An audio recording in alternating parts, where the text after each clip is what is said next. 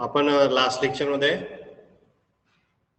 Pharmaceutical इथिक्सला सुरुवात केलं होतं आणि त्याची इंट्रोडक्टरी पार्ट जो आहे फार्मास्युटिकल इथिक्स म्हणजे नेमकं काय तर ते आपण मागच्या लेक्चरमध्ये बघितलं होतं. आता फार्मास्युटिकल इथिक्स मध्ये नेमकं काय काय येतं तर ते आपण इथे आजच्या लेक्चरला बघणार आहोत. ठीक आहे. तर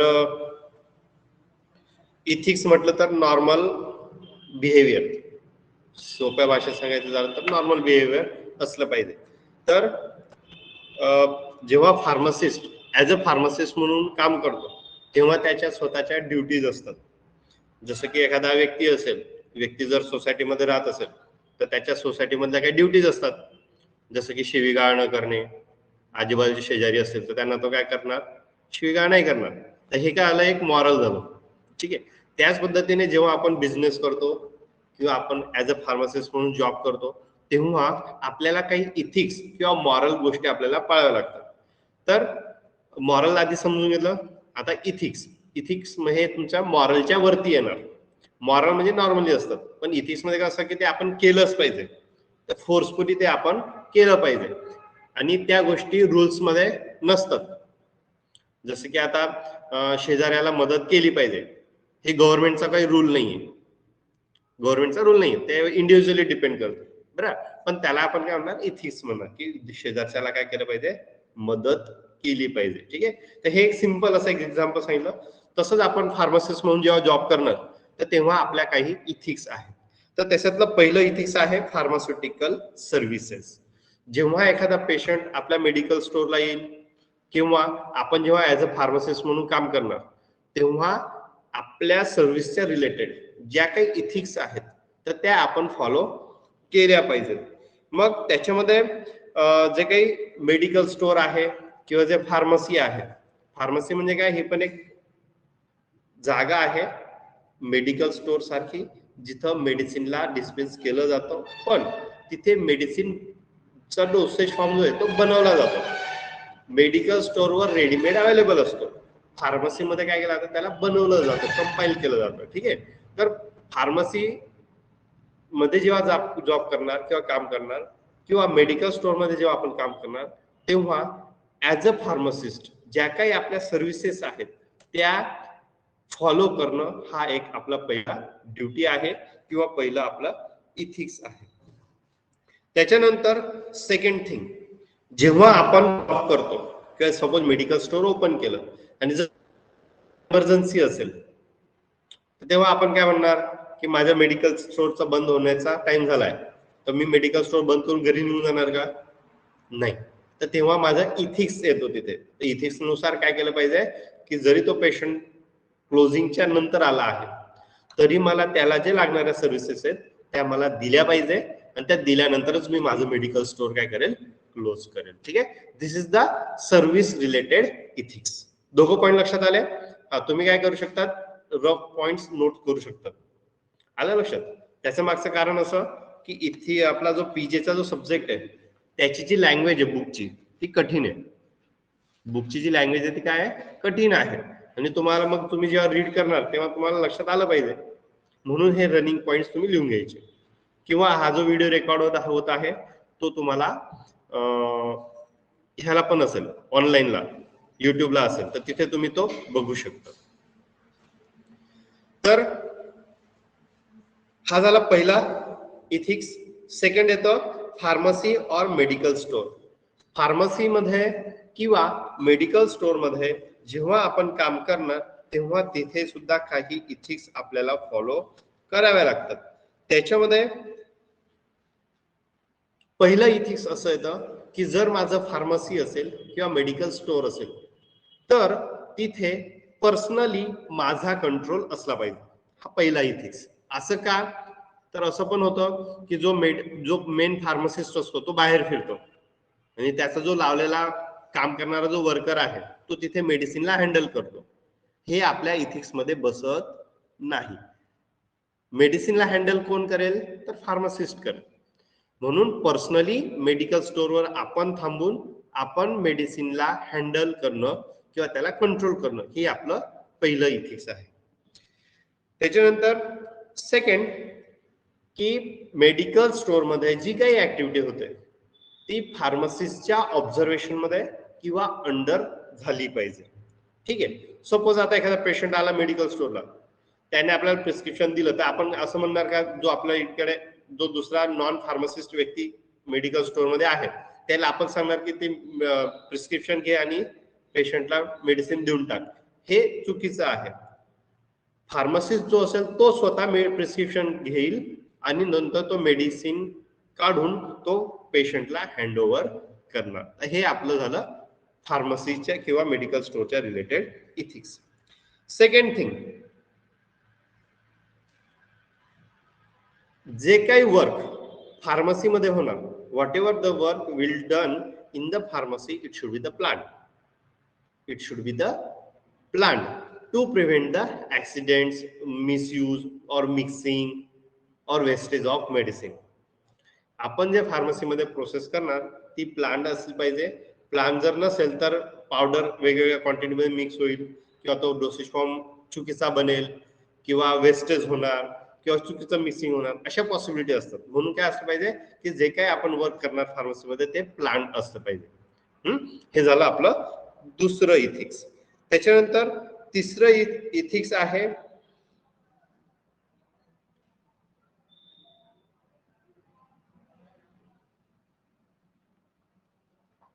फार्मसी किंवा मेडिकल स्टोअर ज्या पर्पज साठी ओपन केला आहे तोच पर्पज असला पाहिजे. आलं लक्षात? आता सपोज पेडियाट्रिक हॉस्पिटल आहे, ठीक आहे, पेडियाट्रिक हॉस्पिटल सोबत आपण मेडिकल स्टोअर तिथे ओपन केलं असेल तर आपला मेन मेडिसिनचा जो फ्लो असेल तो कोणता असेल? पेडियाट्रिक रिलेटेड असेल. लहान मुलांचा डॉक्टरांचा दवाखाना असेल तर तिथल्या मेडिसिन कोणत्या असतील? जनरली लहान मुलांच्या रिलेटेडच असतील. बरं, तर त्याच पद्धतीची प्रॅक्टिस आपण तिथे फॉलो केली पाहिजे आणि आपला जो प्रिमायसेस आहे तो वेल कंट्रोल्ड असला पाहिजे आणि पब्लिकला तो इफिशियंट आणि रिफ्लेक्टिव्ह असला पाहिजे. तर हा झाला तिसरा इथिक्स फार्मसी किंवा मेडिकल स्टोअरच्या रिलेटेड. ओके, आता आपण दुसरा पॉइंट बघणार, प्रिस्क्रिप्शन. तिसरा पॉइंट आहे इथिक्स मध्ये प्रिस्क्रिप्शन.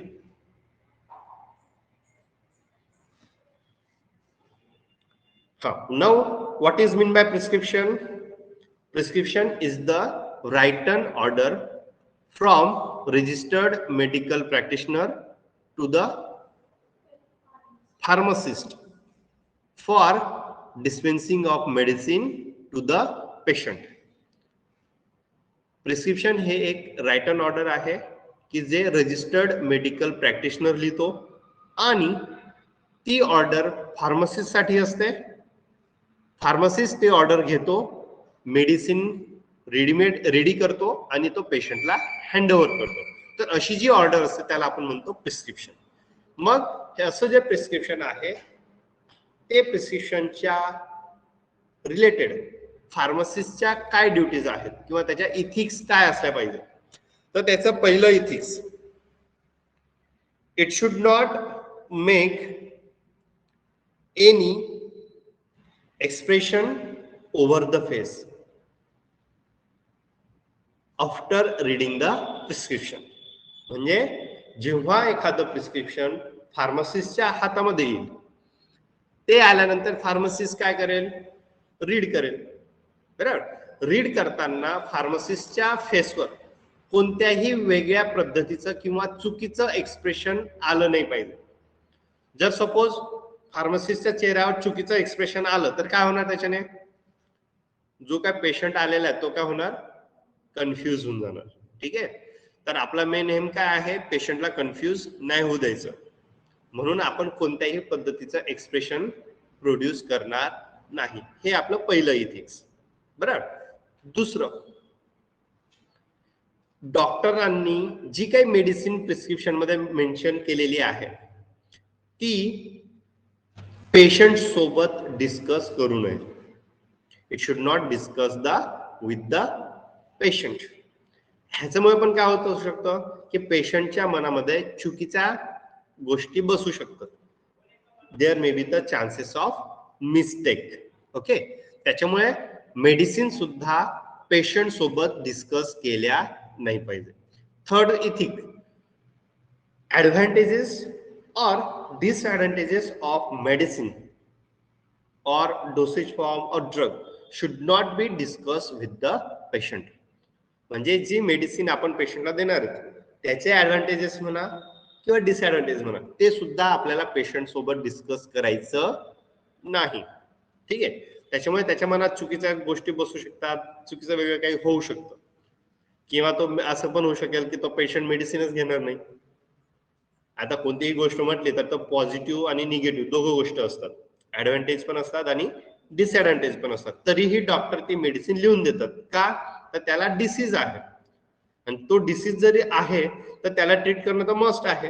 भले त्याचे 2 साईड इफेक्ट्स असतील पण त्याच्यात 3 बेनिफिट असतील तर आपल्याला काय करावं लागेल, बेनिफिटला लक्षात घेऊन त्याला आधी मेडिसिन द्यावी लागेल.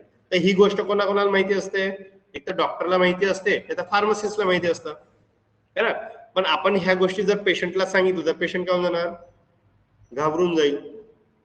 तर ह्या गोष्टी आपल्याला काय करायच्या आहेत, प्रिव्हेंट करायच्या आहेत.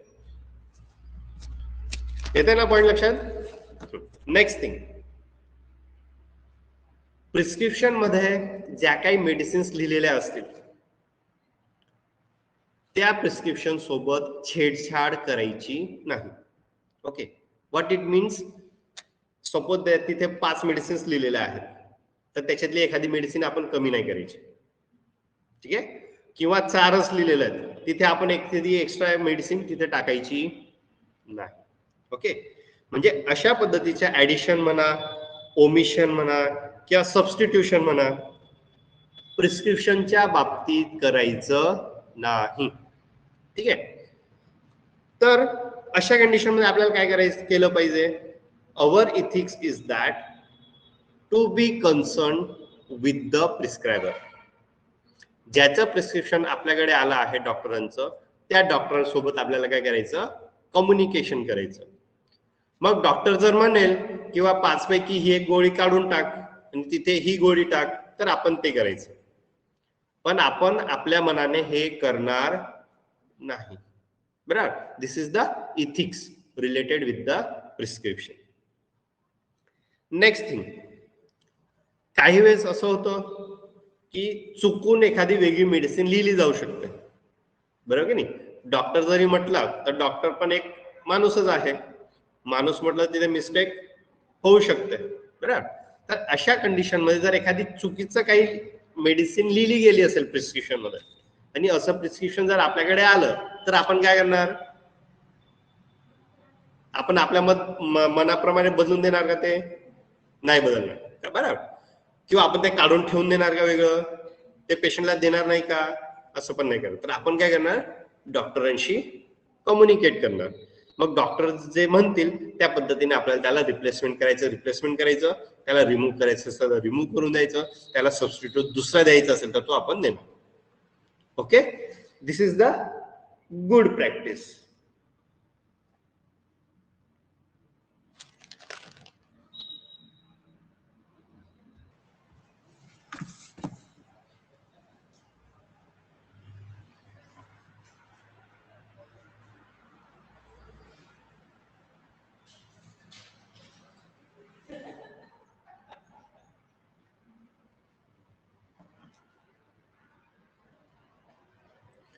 नेक्स्ट थिंग, सपोज आपल्याला वाटलं की डॉक्टरांनी जे प्रिस्क्रिप्शन लिहिलेलं आहे त्याच्यामधली एखादी मेडिसिन रिप्लेस करावी लागेल, तर अशा कंडिशन मध्ये आपण डायरेक्ट रिप्लेस नाही करणार, तर डॉक्टरांशी कन्सर्न करणार आणि डॉक्टरांनी हो म्हटलं तर आपण ती मेडिसिन चेंज करून पेशंटला हँडओव्हर करणार. ठीक आहे. तर अशा पद्धतीने ज्या पॉझिटिव्ह ज्या गोष्टी आहेत किंवा ज्या पॉझिटिव्ह वर्किंग जे आहे ते आपल्याला ड्युरिंग आपल्या सर्व्हिसमध्ये आपल्याला असतात, त्यालाच आपण म्हणणार इथिक्स. ठीक आहे. त्याच्यानंतर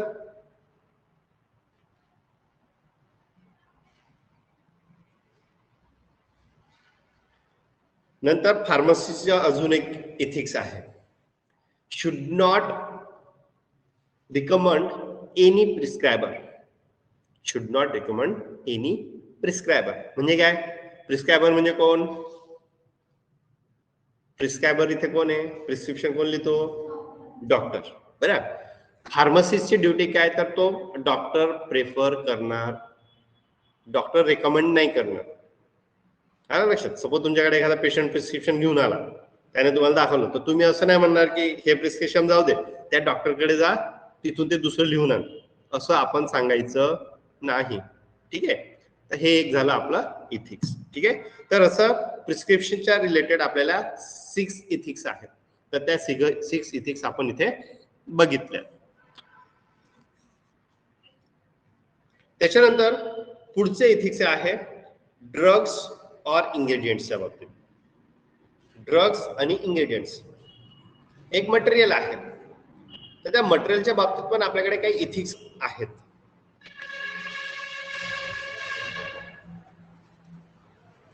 पहिलं इथिक्स, इंग्रेडियंट किंवा ड्रगच्या बाबतीत इथिक्स काय पहिलं, तर it should be measure or weight correctly. It should be measure or weight correctly. आपण प्रॅक्टिकल जेव्हा करतो तेव्हा पण तसंच, जर प्रॅक्टिकलच्या रेकॉर्डमध्ये 5 mg जर ड्रग मेन्शन केला असेल, तर आपण किती वे केला पाहिजे, 5 mgच वे केला पाहिजे.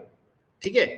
सपोज आपला मेडिकल स्टोअर आहे किंवा फार्मसीचा स्टोअर आहे, जर त्या प्रिस्क्रिप्शन मध्ये लिहिलं आहे 10 ग्रॅम पॅरासिटामॉल, 10 ग्रॅम पॅरासिटामॉल म्हटलेलं आहे, तर मी काय करेल, माझे पैसे वाचवण्यासाठी 10 ग्रॅम तर लिहिल, पण मी 9 ग्रॅम टाकणार.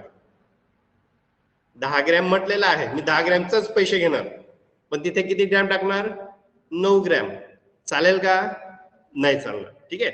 If there is a mention that add 10 gram of paracetamol, then I have to add a 10 gram of paracetamol, not to be add 11 gram. पेशंटला इम्प्रेस करण्यासाठी किंवा पेशंटला फास्ट रिझल्ट मिळण्यासाठी मी 11 ग्रॅम पण नाही टाकणार, आणि माझे पैसे वाचवण्यासाठी मी 9 ग्रॅम पण नाही टाकणार. तर 10 ग्रॅम म्हटलं आहे, तर मी 10 ग्रॅम टाकेल. ठीक आहे? This is the ethics related to the drug और ingredient. Second thing,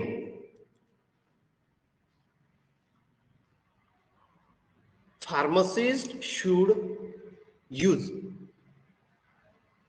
either drug or ingredient of standard quality only. बरोबर? मी काय केलं पाहिजे, मी जे ड्रग किंवा मेडिसिन बनवत आहे त्याच्यामधली जी मेडिसिन असेल ती स्टँडर्डच असली पाहिजे. नाहीतर होतं काय, स्टँडर्ड मेडिसिन 500 रुपयाला मिळते, थोडी कमी क्वालिटीची 400 रुपयाला मिळते, तर मग मी माझे पैसे वाचवण्यासाठी 400 रुपयावाली मेडिसिन घेऊ शकतो ड्रग. बरोबर? पण तसं नाही करायचं. कदाचित असं पण होईल, 500 रुपयाप्रमाणे बिल लावेल आणि 400 रुपयाची जी कमी कॉस्ट वाली ड्रग आहे तो मी त्याच्यात टाकून देईल. असं करायचं नाही. We should use the standard quality of drug or medicine. Next thing,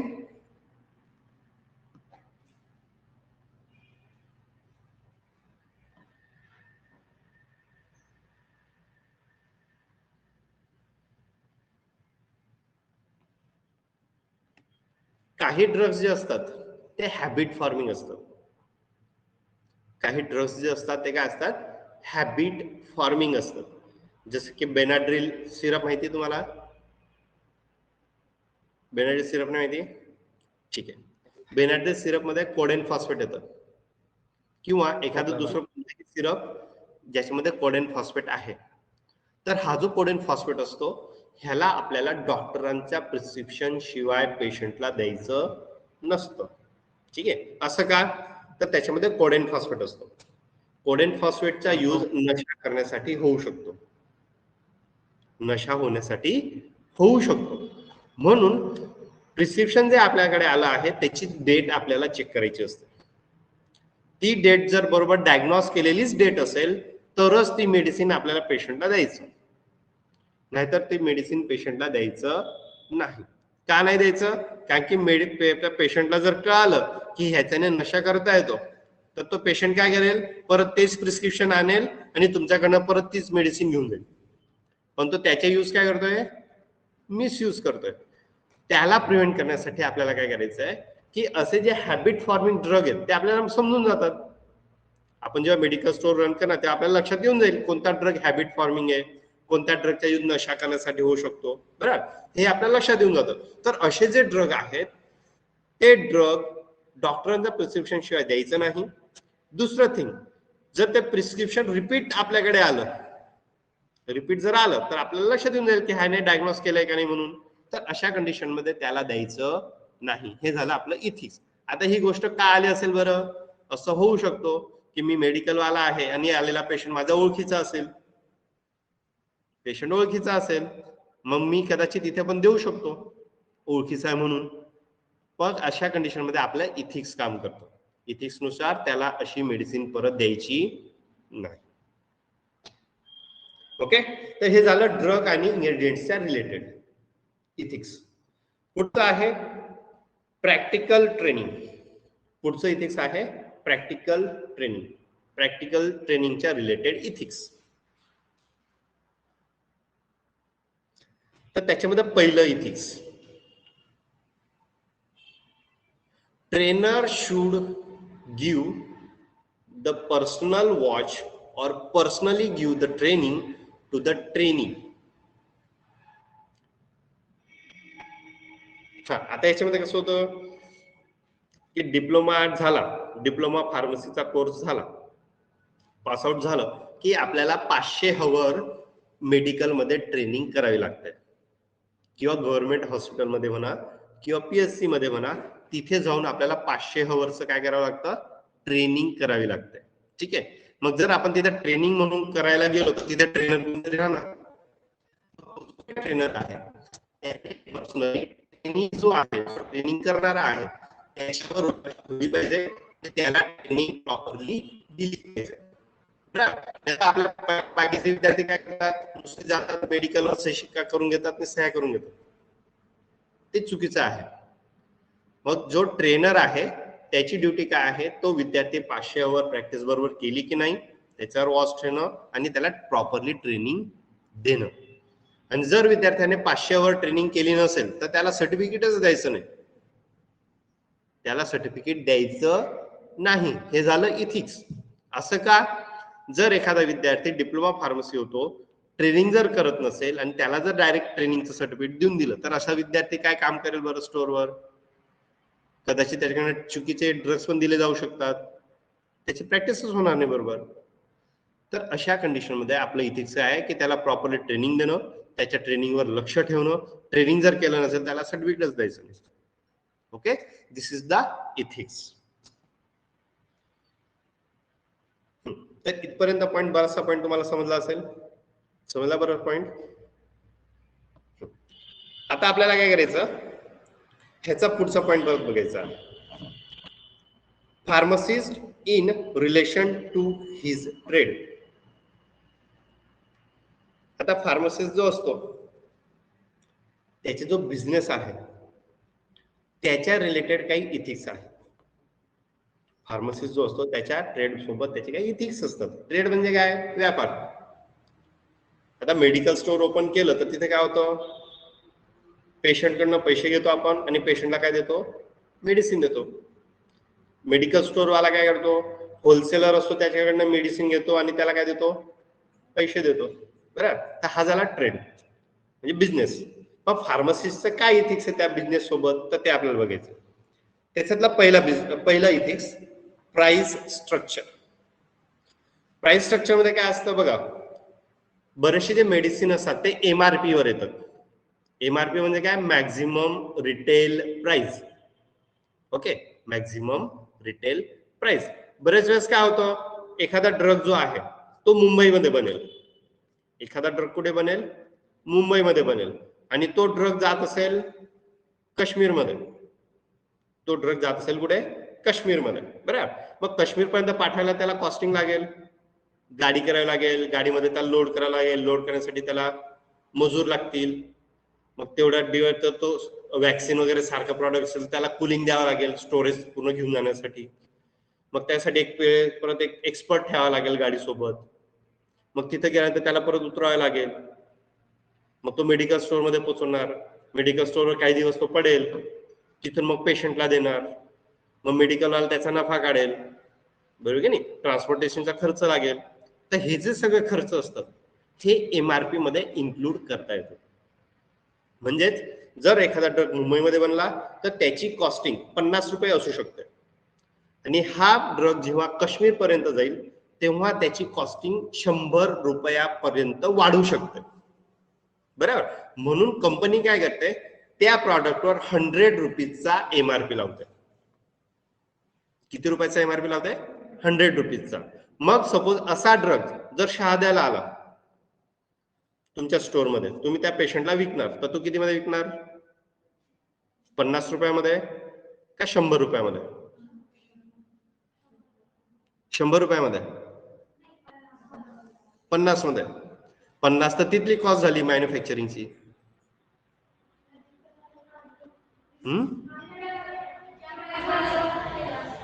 व्यवस्थित नाही आवाज येते, आज मास्क काढ मग बोल. 70-80 रुपयामध्ये. 70-80 रुपयामध्ये.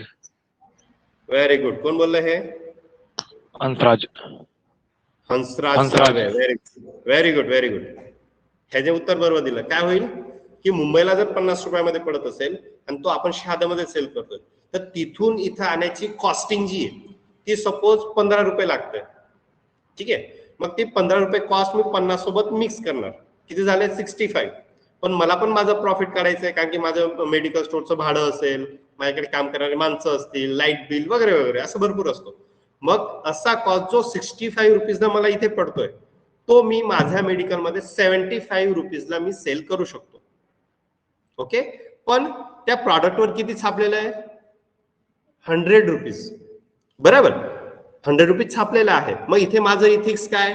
तर मी तो प्रॉडक्ट जरी त्याच्यावर 100 रुपये प्रिंट केलेली आहे तरी तो प्रॉडक्ट मला 75 रुपीजला सेल करायचा आहे. This is a ethics.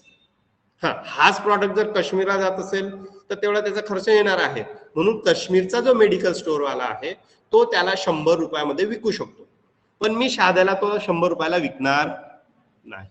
आला पॉइंट लक्षात? This is the price structure ethics.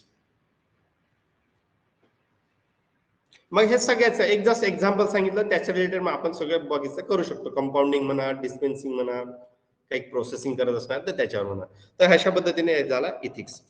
Second thing, fair trade practice.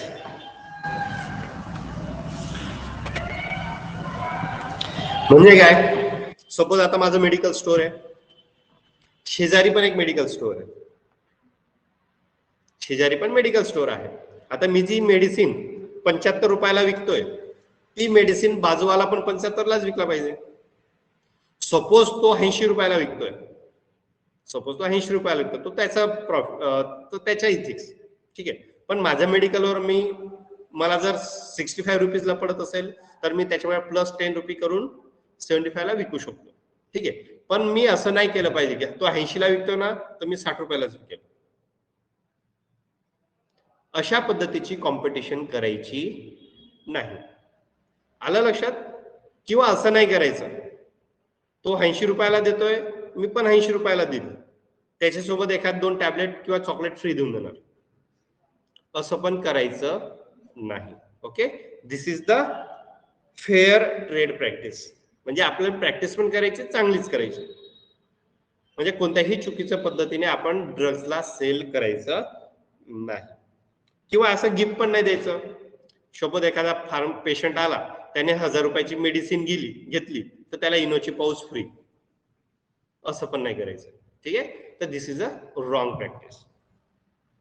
Next thing, medical स्टोअरवर आपण जी काय मेडिसिन परचेस करतो, होलसेलरकडून जे काय परचेस करतो आणि पेशंटला सेल करतो, त्याच्यावर जे काही सिम्बॉल्स असतील किंवा त्याच्यावर जे सायन्स असतील किंवा त्याची जी काही प्रिंटिंग असेल, जे काही मटेरियल असेल, त्याच्यासोबत छेडछाड करायची नाही. ठीक आहे. एखादा सब क्वालिटीचा प्रॉडक्ट असेल, 40 रुपयाचा प्रॉडक्ट असेल आणि एक 50 रुपयाचा प्रॉडक्ट असेल, तर 40 रुपयाला प्रॉडक्टला 50 रुपयाला चिपकवायचा आणि 50 रुपयाला सेल करायचं, अशी प्रॅक्टिस करायची नाही. ते आपल्या इथिक्स मध्ये बसत नाही. किंवा काही लोक असं पण करतात की त्याचा जो सिम्बॉल आहे त्याला थोडं छेडछाड करून देतात आणि मग तो सेल करतात. तसं पण नाही करायचं. जो ट्रेडमार्क असेल सिम्बॉल असेल किंवा काहीतरी स्टिकर वगैरे असेल तर त्याच्यासोबत छेडछाड करायची नाही. काही वेळेस असं पण होतं, सॅम्पल फॉर फिजिशियन पण असतात, डॉक्टरांना सॅम्पल दिले जातात.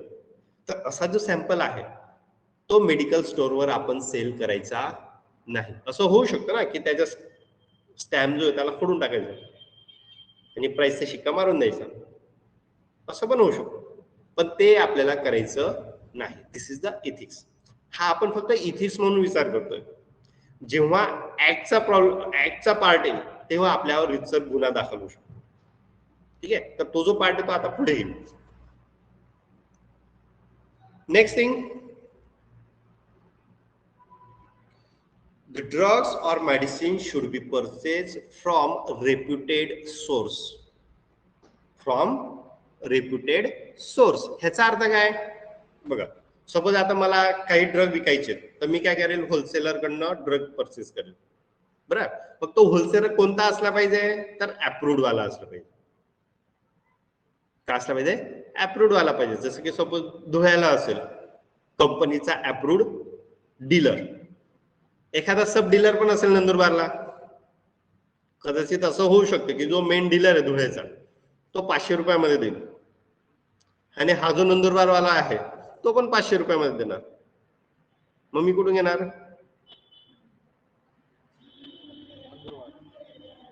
मला धुळ्यावाल्याकडूनच घ्यावं लागेल. भले माझे इथं ट्रॅव्हलिंगचा पैसा वाचेल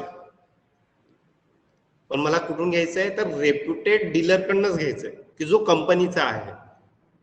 ठीक आहे, भले हा सब डीलर रिटेल सगळं जो काय असेल पण मला कुठून घ्यायचंय, तर त्याच्याचकडनं घ्यायचं. ठीक आहे, तर अशा पद्धतीचे इथिक्स मला माझ्या ट्रेडमध्ये ठेवले पाहिजे. त्याच्यानंतर पुढचं आहे Hawking of drugs and other substances. Hawking म्हणजे काय, घरोघरी जाऊन विकणे. हॉकिंग म्हणजे काय, घरोघरी जाऊन विकणे.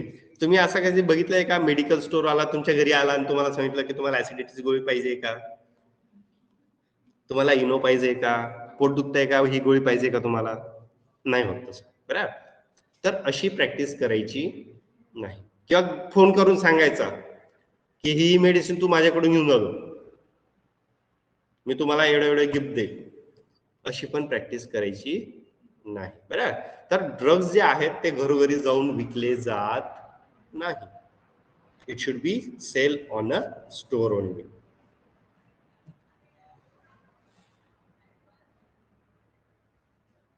नंतर second thing, should not allow the self service in a pharmacy or in a medical store. Medical store मध्ये सेल्फ सर्व्हिस द्यायची नाही. जसं मॉलमध्ये होतं, मॉलमध्ये काय होतं, ज्याला परचेस करायचा कस्टमर जो आहे तो मॉलमध्ये जातो, त्याला पटेल ते उचलतो आणि काउंटरवर पैसे देऊन घेऊन येतो. बरोबर, तशी सर्व्हिस मेडिकल स्टोर मध्ये करायची नाही. ह्याच्याने काय होऊ शकतो की तो जो पेशंट आहे तो सेल्फ मेडिकेशन करू शकतो, तो स्वतःच काही मेडिसिन घेत जाईल म्हणून, जे चुकीचं आहे. ठीक आहे, असं पण होतं ना की सपोज एखाद्याचं डोकं दुखायला, ताप आला, तर बाकीचे काय करतात, डायरेक्टली तापाची गोळी घेतात. एखाद्या व्यक्तीला ताप आला तर तो काय करतो, डॉक्टरांकडे नाही जात, तो काय करतो, घरात जी तापाची गोळी असते ती घेऊन येतो. मग दुसऱ्या दिवशी ताप आला परत तसंच करतो, तिसऱ्या दिवशी ताप आला तसंच करतो, मग चौथ्या दिवशी सिरियस होऊन जातो. मग त्याला कुठे घेऊन जावं लागतं, डॉक्टरांकडे घेऊन जावं. मग पहिल्याच दिवशी जर गेला तर कमी खर्च लागेल, आपण खर्चाचा बाजू म्हटली, पण डेंजरस होऊ शकतो. बरं, सपोज आता मलेरिया झाला, त्याला मलेरियामध्ये ताप येतो, डेंग्यू झाला ताप येतो, पण त्याला माहितच नसेल डेंग्यू का मलेरिया आहे, तो काय करेल, टॅबलेट घेऊन येईल. मग काही दिवस ते ताप येतो, दाबला जातो, दुसऱ्या दिवशी परत ताप येतो, पण तसंच करतो. तोपर्यंत ते जे पॅरासाइट आहेत मलेरियाचे म्हणा किंवा डेंग्यूचे म्हणा, ते काय वाढत जातात, ते वाढत जातात, ताप येतो, आपण दाबून देतो तापा, परत ते वाढतात, ताप येतो, दाबून देतो, मग होतं काय, वाढून जातं. तर अशा पद्धतीने डेंजरस प्रॉब्लेम्स येऊ शकतात. म्हणून आपण सेल्फ मेडिकेशन प्रिव्हेंट केलं पाहिजे आणि ते आपण पेशंट्सला पण सांगितलं पाहिजे. नेक्स्ट शेवटची गोष्ट आहे ऍडव्हर्टाइजमेंट अँड डिस्प्ले. तुम्ही मेडिकल स्टोअरची ऍडव्हर्टाइजमेंट बघितली कधी? नाही. किंवा मेडिकल स्टोअर मध्ये रॅन्टॅक टॅबलेट असेल, त्याची जाहिरात बघितली मेडिकल स्टोअरवर? नाही. किंवा तुमचं शाद्याचं चॅनल असेल, तिथे XYZ नावाच्या मेडिकल स्टोअरची जाहिरात आली, त्याच्याकडे अशा पद्धतीचे टॅबलेट अशी जाहिरात आली टीव्हीवर, बघितलंय कधी? नाही. असं होत नाही. किंवा इनडायरेक्टली सुद्धा ऍडव्हर्टाइजमेंट करायची नाही. दिस इज द इथिक्स. किंवा कुठेतरी असे बॅनर्स पण नाही लावायचे, बॅनर्स पण लावायचे नाही. नंतर काही वेळेस चुकीच्या जाहिराती पण करायचं नाही, किंवा ह्या पद्धतीची टॅबलेट खाल्ली तर आपली बॉडी बनून जाते, तर अशी पण मिसगायडिंग जाहिरात करायची नाही. ओके. त्याच्यानंतर ऑफर्स पण नाही द्यायच्या, की बुवा तुम्हाला जर ही टॅबलेट दिली, तुम्हाला फरक नाही पडला तर तुमचे पैसे परत, अशी पण ऑफर नसते.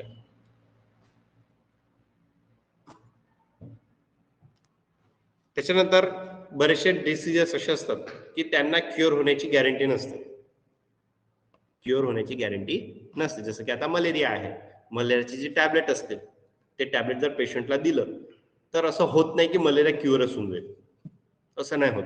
त्याला काही वेळेस 10 दिवस ट्रीटमेंट करायला लागते, 15 दिवस ट्रीटमेंट करावं.